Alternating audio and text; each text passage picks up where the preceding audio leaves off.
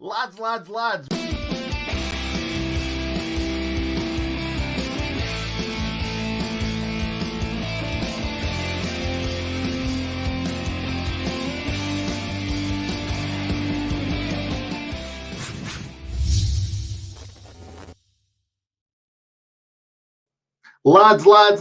welcome to another match preview. It's Sheffield United versus Arsenal, 7 p.m. at Bramall Lane, live on BT Sport. Oh, God, I'm going to bring in Hal without further ado because, God, mate, we need a bit of luck in this game, don't we? God, it's been tragic. It's been so tragic. Yeah, 24 times I've been positive and 24 times I've been bludgeoned back with dreadful performances, negative results, and really just a lack of quality in the final third. We look like we create about half a chance per game. if that. It's half a chance, shall we say. Yeah, that's right. We'll quickly run through the Leeds match first of all. I don't know what to say. I work in an office in Castleford where most people are Leeds fans. And one of the lads said to me, You played quite well. If that's us playing quite well, I don't know. I don't know what you were expecting, to be honest. Because that's a good point. I thought we were shocking. I think we had a couple of... we went forward a couple of times early on. We got quite lucky with Ben Osborne's goal because Ollie McBurney's shot got deflected right into his path. Luckily, the Leeds player was behind the line because he hit it straight at the Leeds player. So it's just a calamity, isn't it, mate? But Leeds took... I thought, actually, if Leeds would have been playing kind of like what they have been all season, it could have been a cricket score, in all honesty. But anyway, let's move on. I don't want to think about that ever again. We are obviously... big rivals with Leeds now, as Wednesday are doing absolutely nothing and look destined for League One. Really 2-1. 2-1 technically is a cricket score, just not a very good one. That's a terrible cricket score, that, mate. I don't know if you know a lot about cricket. I know I do. I know that I love it. There's a song in there somewhere. It's just not cricket, is it, Al? Nice. Not to my own podcast. Plug there. Yeah. So anyway, last time out, Hal, what the hell happened? Sheffield United won, Arsenal 0 in the league. Obviously, we lost at home in the FA Cup last season at beautiful downtown Bramall Lane, but we're focusing on the league this time. Luiz scoring the winner. I was in Berlin making a documentary about the fall of the Berlin Wall, so I had to watch this in a snooker hall. I was the only person there. I ate something that made me very ill. However, the game was absolutely fantastic. And interesting, of course, that we beat Arsenal 1-0. And then you think back to the previous time we were in the Premier League in 06-07, we beat them 1-0 again with a Frenchman scoring the winner. Yeah, and that Frenchman, we've definitely not spoke to him recently, have we, Hal? Christian Nade is the one I'm referencing, and he is a friend of the channel. Don't want to give too much away, but podcast coming soon. Yeah, exactly. Let's move on to team news. I've put them into three kind of brackets because obviously we've had a shocking injury kind of crisis this season. So long term, we've got one lad moved from long term to short term. So long term, Jack O'Connell, Jack Robinson. There's only one Jack that we really care about there, I think. But short term, Billy Sharp looking like he's going to be out for this one again. Bash, you never know with Bash. He's so kind of dependable that you never know. He may just pop up at the last minute and start. Sander Berger is training with the first team next week. So he could be back in the next few weeks, but we're not holding out too much hope. And really, we don't want to rush him back in case of one, he could be starting for us next season. Two, he might cost a pretty penny for another team. Then we'll move on to lads that are back. So John Egan, 100% back, came on against Leeds, really shored up that defence, if you ask me. Baldock and Bogle both suffered concussion. Both right wing backs suffering concussion in the same game. This is just how our season's going, isn't it? But it's looking like, I reckon, they're both going to be back. They've both been training in the week, as we've seen from inside Shirecliffe or whatever it's called. So my predicted lineup, I'm going to pop on screen right now, is Aaron Ramsdale in the goal, I don't know whether it's going to be. I don't know. I can't see Egan and Jags playing together, but at the same time, looking at what else we've got, I'm not sure if Bogle and Bogle and Baldock may play at that right centre back and right wing back spot. But I've gone for Egan on the right, Jags in the middle, Ampadu on the left, Ozzy and Bogle at wing backs, Ollie Norwood sat at defensive midfield, Fleck and I don't even want to say the other guy's name, John Lundstrom. I've got a full section on him, but we'll move on. David McGoldrick, and I've gone for Brewster up front. I think this is the exact same team as Hal picked, but Hal went for Ollie McBurney instead, didn't you, mate? Yeah, that was the only change, yeah. Yeah. And last thing I just want to say about Lundstrom, I think that Paul Heckingbottom really, really backed him in his interview. I'm not sure how many other managers would have backed players who show next to no effort in games like it. He said that he does a lot of running. All the data supports the fact that he's doing all this running. Watch the tapes back, mate. That's all I want to say. Shocking, shocking performance. Anyway, what we're going to do now is we're going to introduce one of my favourite people on YouTube. He is from Arsenal Fan TV. He's going to be running us through the Arsenal team. It is Mr. Robbie Lyle. How are you doing, mate? Yeah, I'm not bad. Not bad. I was, watching the Grand National, and my horse came third, so maybe that's a good omen. Did you win a bit of money then? I put 15 quid on it, so I did it each way, so I won won £30. 15 quid. Someone's doing well. 30 quid. Can't argue with it. Can't argue with it. Wow, I do 50p each way, and that's it. So, Robbie, Arsenal, you didn't have the greatest of weeks, have you, really? No, it's not been the greatest last couple of weeks, actually, for Arsenal, which up until the international break, we were playing quite well. You know, we was putting in some good performances. It was looking very encouraging, but we came back after the international break last week, put in a shocking performance against Liverpool at home, got beat 3-0. Really, really disappointing. I could not believe what I was watching because that was sort of like the Arsenal from earlier on in the season. And then during the week, in the Europa League quarter-final, again, not a great performance, although we should have won the game by about 3-4.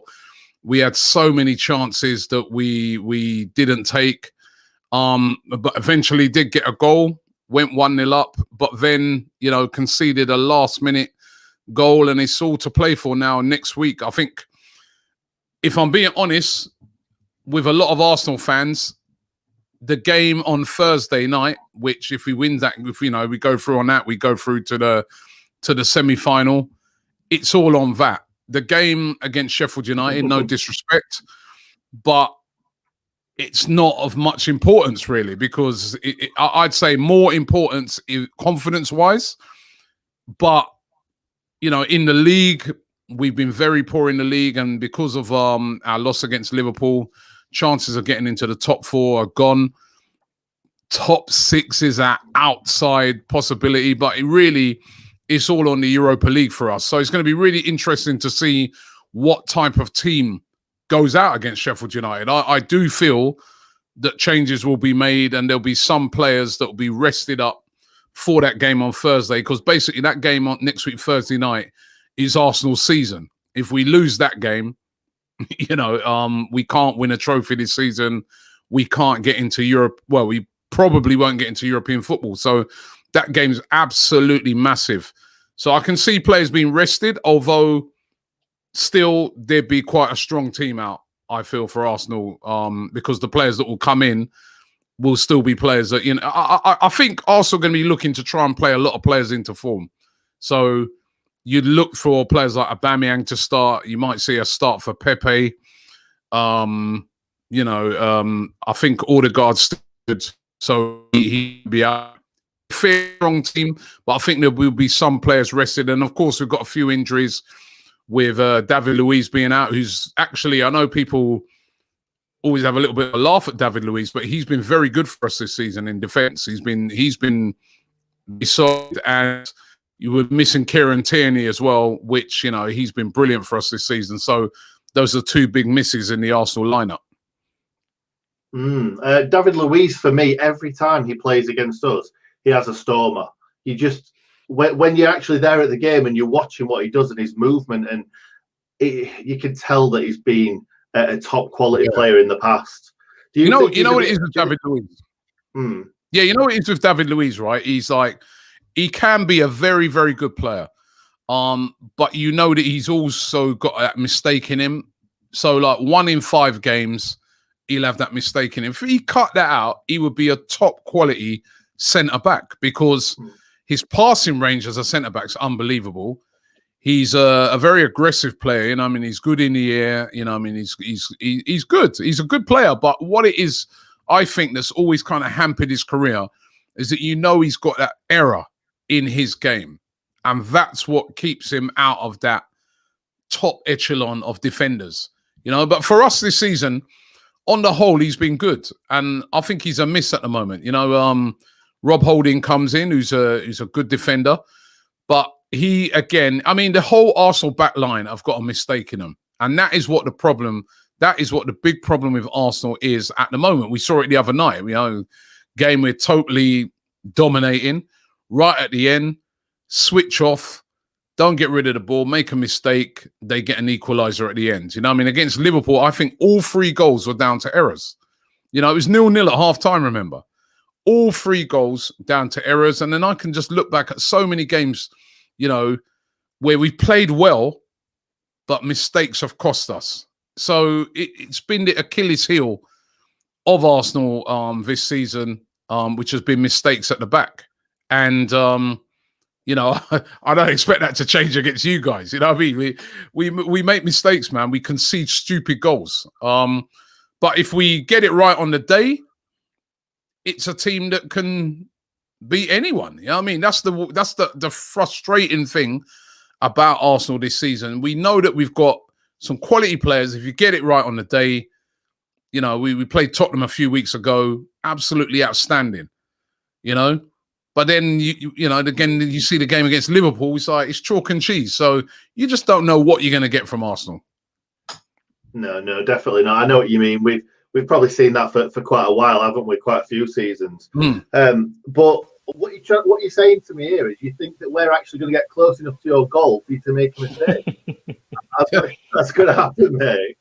You know, the weird thing is, obviously, the weird thing is this season I've watched, like, because of how the season's been, I've watched practically every game going, right? And I've watched a lot of Sheffield United. And Sheffield United, you know, I don't think the work rate has really dropped from what I've seen since last year.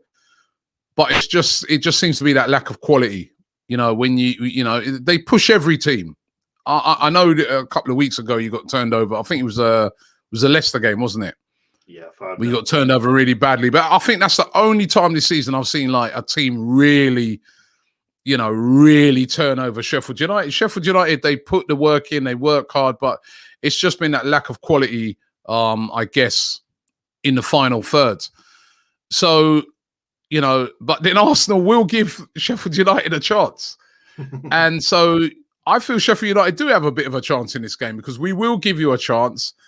And if you get a chance and you take it and then maybe try to hold on, you know, that's Sheffield United's way in which they can win the game. But if Arsenal turn up properly, you know, every Arsenal fan would expect to win the game, you know, because, you know, we've seen, it's so frustrating. You know what I mean? You've seen Arsenal performance. We went away to Leicester, destroyed them. We destroyed Tottenham. You know, we've got it within us to do that. But then we've also got it within us that the very next week we could go to Sheffield United and lose or draw the game. And that has been the Achilles heel of this team this season. So, but I felt a bit for Sheffield United this season because, I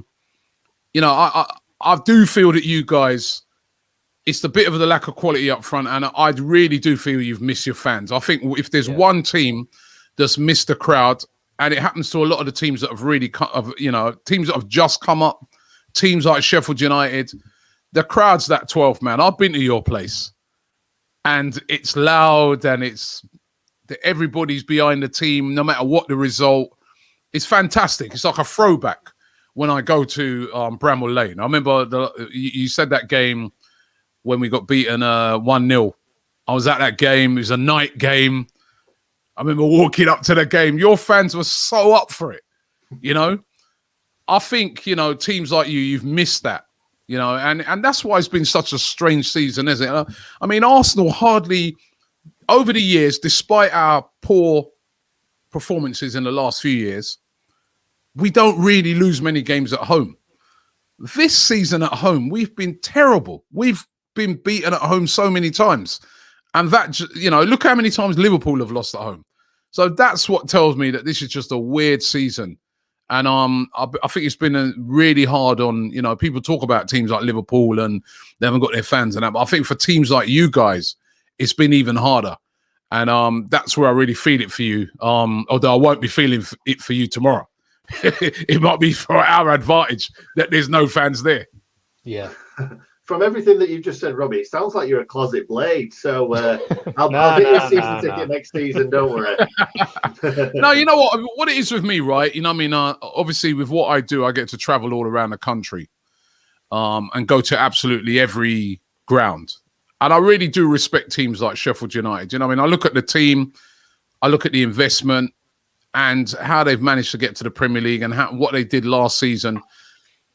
And I can see it. You know what I mean? As I said, I can see that teams like you guys, and there's a few other teams in the Premier League, I think Burnley is one of those as well, they then also rely on the fans to give them that extra push. And it's those games at home that you win, you draw against some of the big teams and that keeps you in the division. And that's been taken away from you guys this season with there being no fans. So that's why I do kind of feel it for teams like Sheffield United. I feel it for some of the teams that have been promoted, like West Brom. I've been there. Again, their fans really get behind them. You know what I mean? And Fulham, their fans would have helped them a lot. You know, if you look at some of the teams that are really struggling, Newcastle, where normally that's a very hostile place to go to, no fans. Look at the teams that are really struggling down near the bottom. They normally have those fans that push them over the line. That is the importance of fans. That is the thing that some of these football clubs, including mine, they don't understand that. They don't understand how important we are. Now they've seen it this season. What are they going to do about it when fans starting to come back? Are they going to start respecting us more? You know, because I don't feel they respect fans enough, but you see the importance of fans. Fans are very, very important. And I think especially at clubs like yours, where, you know, you don't have the quality of players that say, you know, Arsenal can afford to go and buy a player for 50, 60 million pounds. Sheffield United can't, you know. So I have a lot of respect for clubs like yours. And, you know, I do feel it for you guys. I really don't think Sheffield United would have been as bad as they've been this fan game. No chance. No, you're absolutely right, Robbie. Yeah, everything that you just said is absolutely bang nail on the head. We'll move on to score prediction. So what are you going to go for, Robbie? I don't think it's going to be a runaway game. I don't think. I feel that we'll win. But I think it's going to be like a 2-1 or maybe we just get over the line with a 3-1. I can't see us keeping a clean sheet because we've always got a mistake in us. But I think we will get over the line. I think what it is with Arsenal, the players are under a lot of pressure from the fans. There's a lot of players that have not been performing. And I feel that Mikel Arteta will play some of those players that haven't been performing. They will start. I can see, for instance, a Pierre-Emerick Aubameyang starting this game. Ordinarily, I don't think he would have done. I think they would have kept him back for the Europa League. But I think he'll start this game because he's one of those players that Arsenal need to try and play into form so that if we do go to Slavia Prague, you know, he's on, you know, if he can go there with a couple of goals under his belt, that's great for us to get through the tie. So I do feel there'll be changes, but I think that the players that will come in, which will, as I said, Aubameyang, I think will play. I feel that Martinelli could get a start. And there's going to be a few players there that will be hungry to do well, I feel. So that's where I feel that Arsenal will get a win. And then, you know, I feel that obviously Sheffield United, they keep fighting, but the confidence has got to be low.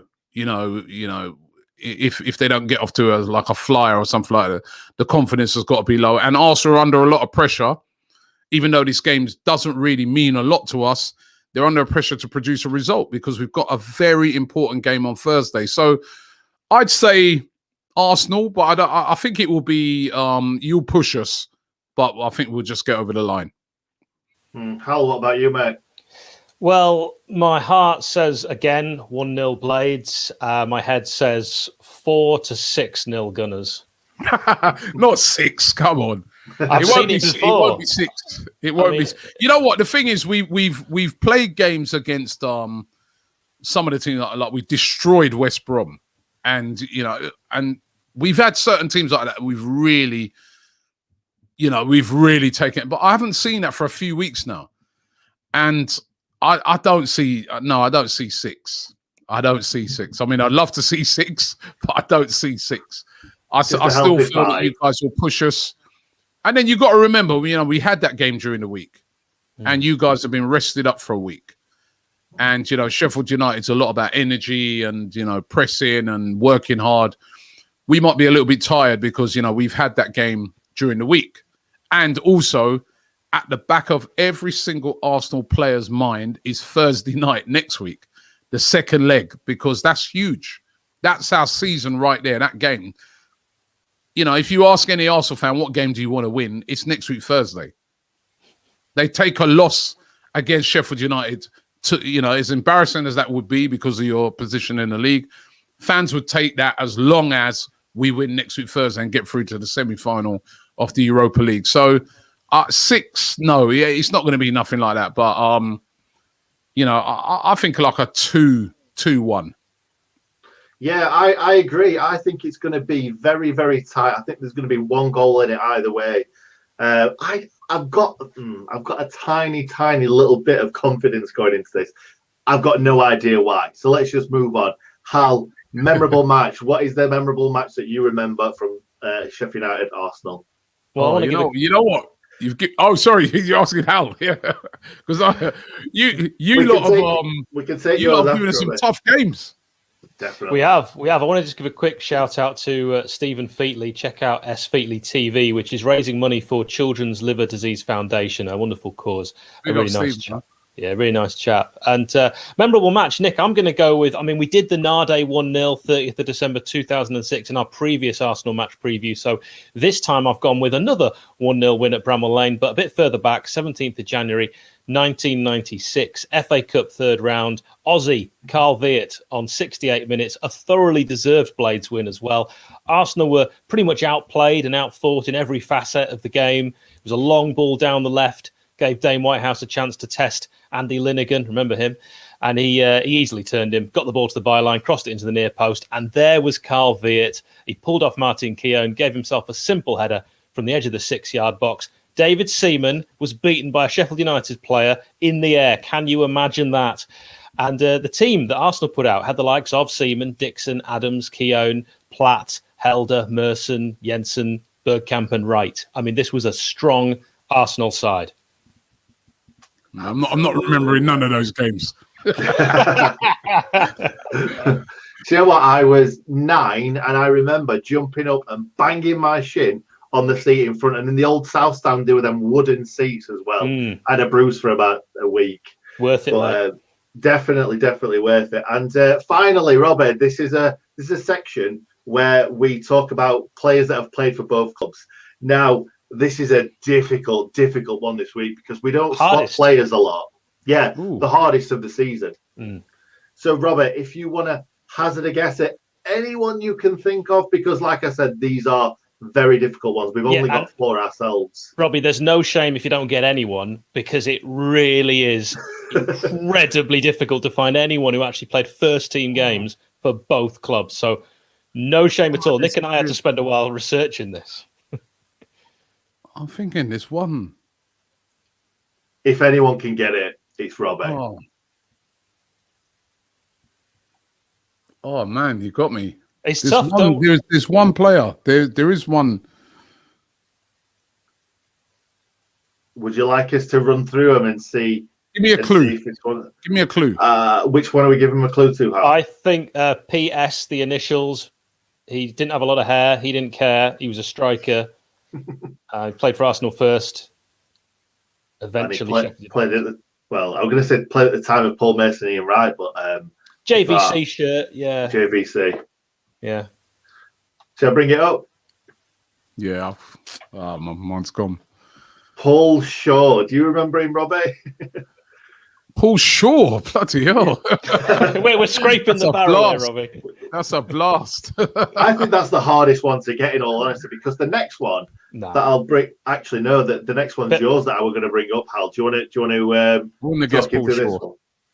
I was going to go. I think that's the easiest. I mean, they're all pretty tricky, but Arturo Lupoli, the Parma legend. Oh yeah. I remember him. He's Italian player. Yeah. So he played for Fiorentina as well as the Blades. Scored against, I think, Sheffield Wednesday on his debut, Nick. Yeah, you know what? Right, he was one of those players, right, that was like a real prospect at Arsenal. You know, he was sort of he played in a couple of League Cup games.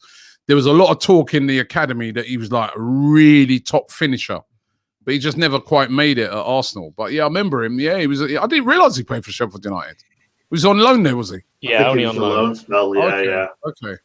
Yeah, we try not to remember that game because we did lose at Bramall Lane, which hasn't happened too many times against Sheffield Wednesday. The next one is actually not an easy one, but definitely one that you're going to know. Young goalkeeper at Arsenal. We had him towards the end of his career, Richard Wright. Richard Wright. Yeah. Is he another one that you thought was going to be the next kind of David Seaman? He came in. No, he wasn't going to be the next. He wasn't going to be the next David Seaman. I mean, that was about game. I just remember the save that David Seaman made. Remember that save? The probably one of the best saves ever. Yeah, of all time. Against Sheffield United. I mean, that was unbelievable. That's what always springs to my mind when I think of Sheffield United. You know, that save was. I remember being there, and it was behind him. It was unbelievable, you know. So we actually spoke to him on a podcast recently, didn't we, Hal? It's the next podcast that's going out up on the channel. We should mention Paul Pesky-Solito rather than David Seaman. Yes, we spoke to Pesh all about that. Yeah. It was an unbelievable save. Well, I mean, he thought it was unbelievable save. Yeah, I mean, it was in. So did we. It was incredible, absolutely incredible save. And then Jags gets, I think, so much. He should have got a lot of grief, but he gets let off that so much because he had a yard out. The follow-up went straight over the bar. No one ever talks about it. Jags, we see you. And finally, the last one, he didn't play a first-team league game for you guys. He played, I think it was a cup game and a game in Europe. Kyle Bartley, currently. Kyle Bartley, he's at West Brom now, isn't he? He is, yeah, and he came on loan to us from you guys. Didn't sign a permanent contract, but I always thought he was a very, very good talent. Really, he was great when he came to us when we were in the Championship. Yeah, you know what? I've seen him playing this season. Obviously, I know West Brom having a tough time, but he's looked all right. He's looked all right, man. I'm pleased for him, man. I'm pleased that listen, when players come through academies at Arsenal, it's very hard to break into the first team. But if you can go on to have yourself a good career, which he has done, all power to him. You know what I mean? Again, I think that's another team in West Brom that have really suffered from the fact that there's no fans. Yeah, agreed. You know, that's affected them. You know, and that's what I'm saying. That this season's a weird season, but I think people talk about how it's affected teams like Liverpool. There's no cop, but I really do. Going back to that again, I feel that it's the teams that are, that really rely on that. That you've seen them really struggle. You've seen them really struggle at home. You know what I mean? I remember last season at home, Bramall Lane was a bit of a fortress. Yeah, of course it was. But now, you're just going there. What you're getting now is you're going there and it's just like ability versus ability. You know what I mean? That fan, that sort of, and I remember I was watching a game the other day, and it had fans in it. It was one of those European games. It was actually the World Cup qualifiers, and there were fans at the game, and I think it was Wales were playing, and there was one of the Wales players fouled one of the opposition players, and every time he got the ball, the fans jeered him. And the guy who was commentating on the game says, boy, he goes, you know what? He goes, that's such a good sound to hear. He goes, I've just not heard that for so long. It's just those little nuances that are missing in a game now. You know what I mean? And until we get fans back, we're just not going to have it. You know what? Somebody said, you know what? I saw in the comments there, someone said Brian Marwood, but weren't he Sheffield Wednesday? He played for Sheffield Wednesday, he played for Sheffield United, and he played for Arsenal. I could also throw in Tommy Black, Wilf Rostron, Colin Hill, John Matthews, and 67 to 71, bit of a legend, Colin Addison, and that's me out. Brian Marwood, yeah. I used to know, years and years and years ago, I used to do like when I used to do music, and I used to do a reggae show, and he used to come on afterwards, right, on the station I worked on, and he used to do like the sports show. And me and him used to talk all the time because he obviously played for Arsenal. And he was a really nice guy. And I think he's at Man City now. He does a load of work at Man City, doesn't he? Because he also played for them. So, yeah, Brian Marwood. I didn't realise he played for you. I know he played for Sheffield Wednesday. I didn't realise he played for Sheffield United as well. Judas. Yeah, exactly. Actually, we've got a lot of legends that's played for both, haven't we, Hal? Yeah, there's a fair few. We could do that another podcast, but there's loads. Yeah, definitely. Well, thank you, Robbie, for joining us. Really, really appreciate it. I'm going to be going on to your channel in a minute, and thank you very much, Hal, for being here as well. It's been a great preview. Hopefully, the Blades will pick up 3 points and be less of a laughing stock this season. Because it's been a bad one. It's been a really bad one. So anyway, thank you everyone for being here as well. Really appreciate it. Remember to leave a like on the video and subscribe before you go. And we'll call it there. Thank you for watching, guys, and we'll see you next time.